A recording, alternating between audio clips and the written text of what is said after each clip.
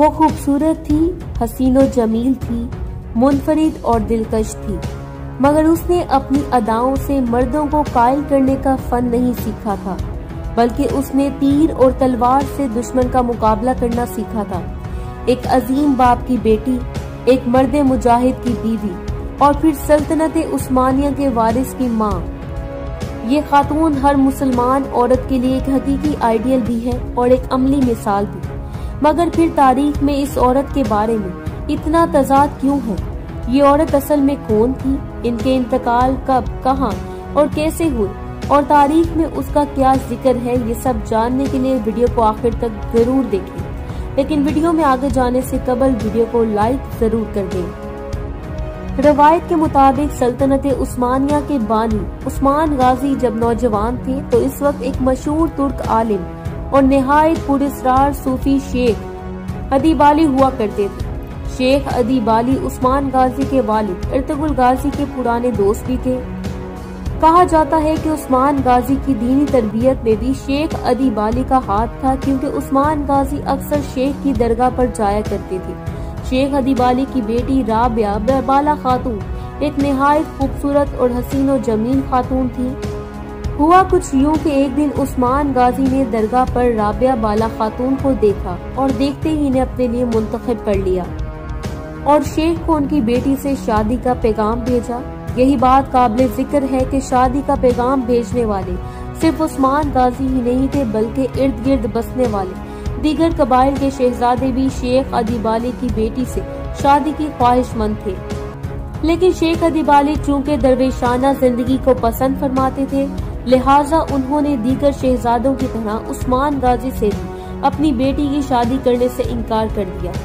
शेख का ख्याल था कि समाजी खसियत और रुतबे में फर्क की वजह से रिश्ता मुनासिब नहीं है, लेकिन इस इनकार से उस्मान गाजी दिलबर्दाश्ता ना हुए और इन्होंने शेख की खदमत में हाजिरी देना शुरू कर दी।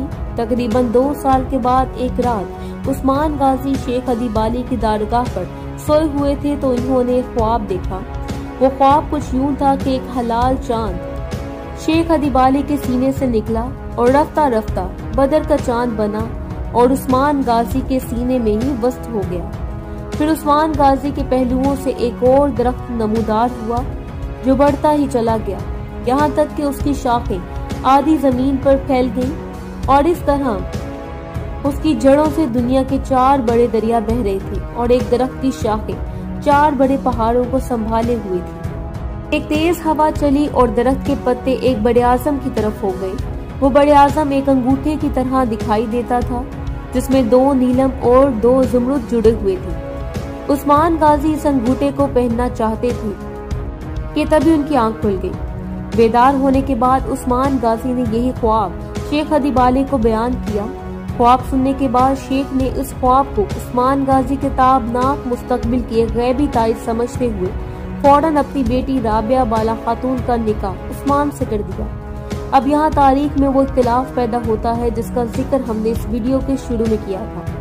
चंद मौरखीन के मुताबिक शेख की बेटी माल खातून ही थी और उनसे सल्तनत उस्मानिया के वारिस ओरहान गाजी पैदा हुए, जबकि कुछ मौरखीन के मुताबिक वो उस्मान की दूसरी बीवी राबिया बाला खातून थी, जिनसे उनका दूसरा बेटा अलाउद्दीन पैदा हुआ और माल खातून के वालिद उमर हैं। बहरहाल उस्मान गाजी के इस ख्वाब और शेख अदीबाली की साहबजादी से उनके निकाह पर तमाम मौरखीन का इत्तफाक है और रवायात के मुताबिक इनका ये निकाह 1289 में हुआ।